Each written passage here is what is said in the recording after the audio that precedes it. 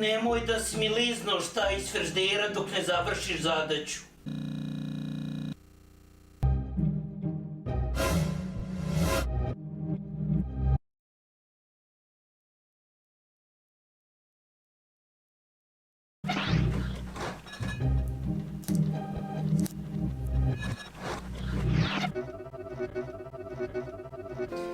Šta je ovo?